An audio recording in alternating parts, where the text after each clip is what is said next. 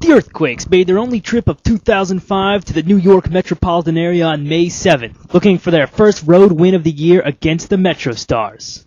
It was another romp in the swamp at the Meadowlands. Stay tuned for all the highlights and interviews coming up next. This is Quakes Insider.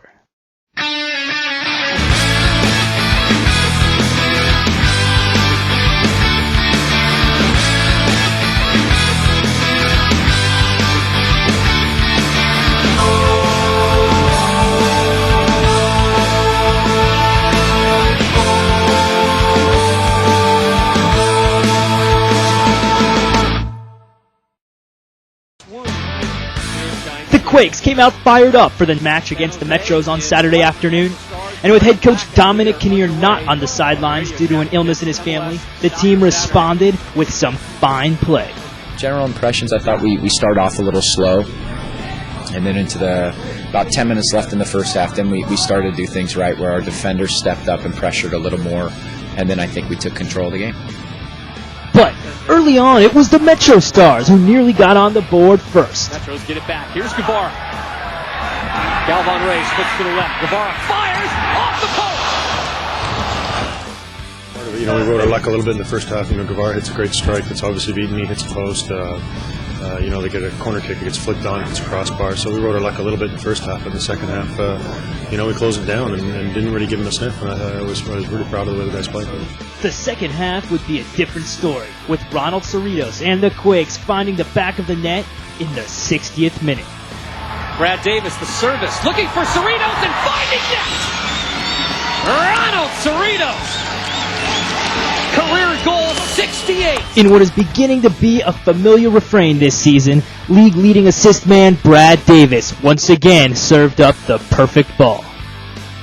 Just made a run to get there, and he played me a great ball down the line, and I turned and saw Brian and Ronald make their runs, and I saw Ronald open at the far post and try to find him, and I did, and luckily put it in the back of the net. A week after struggling to score in Salt Lake City, Quakes' all-time leading goal scorer Ronald Cerritos was happy to connect for the game winner. It's what I like soccer. Soccer is like unbelievable sport. Last week in Salt Lake, I know a lucky day. I hate those days. 4 or 5 chances to score in the post, the keeper. But today one chance and one heading and one goal and we won. So I love soccer. I love soccer. Back on the East Coast, Quakes captain Wade Barrett was able to get the win with his friends and family in town to cheer him on. It's always nice to come back to the East Coast. I have family here, and my fiance has family here, and I've got a lot of friends in the city, so it's nice to put on a good performance for them. But number one, it's important for the team. It really was a good performance today, particularly there in the second half. And we haven't kept a shutout yet, and we finally did that today. And we haven't had a problem scoring goals, so I think this is the first step towards what's going to be a good few weeks for us. On Tuesday, May 10th, the Earthquakes had a scrimmage against Santa Clara University. Many of the Quakes reserves got into the match against the local perennial college powerhouse, which is the alma mater of Earthquakes defender Ryan Cochran. It feels great to come back, to the school I played at. Still have a lot of friends on the team, so it's nice to see them out here playing. And anytime we can come back and help the local colleges, some of the players getting a look, from our coaches, it's great. And it's a great feeling to be back out here, and the field that I trained at for 3 years. So it's a good experience. On this week's injury report, James Twellman is questionable with a right heel contusion. Orlando Ramirez is also questionable with a left oblique strain, and Danny Califf remains out with a right knee sprain.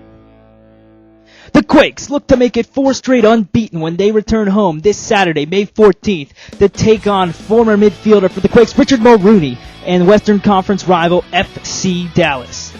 With the busy week ahead, most of the Quakes are looking forward to the challenge that Dallas presents.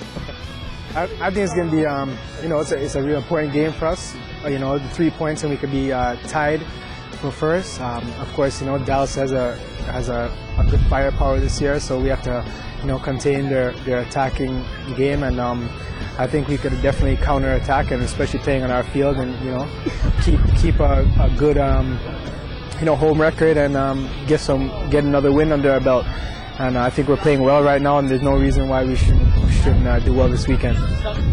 Well, it's going to be difficult defensively, obviously, with the way they play and the players they have. They're very good going forward, attacking with Ruiz and Johnson, obviously these big names. But, Ronnie O'Brien and Richard Mulrooney are players that like to join the attack and make them dangerous. But, I think we'll give them a little bit of a handful as well with the way we've been playing attacking-wise. So I think it's going to be look forward to a good game. It's a big game. I think on paper, which doesn't seem to count much for in this league, but on paper, they're a great team and probably the best team in our division. And so we know we've got to work hard and play well at home. But I think hopefully we're turning a corner defensively and certainly offensively. We're finding ways to put the ball in the back of the net.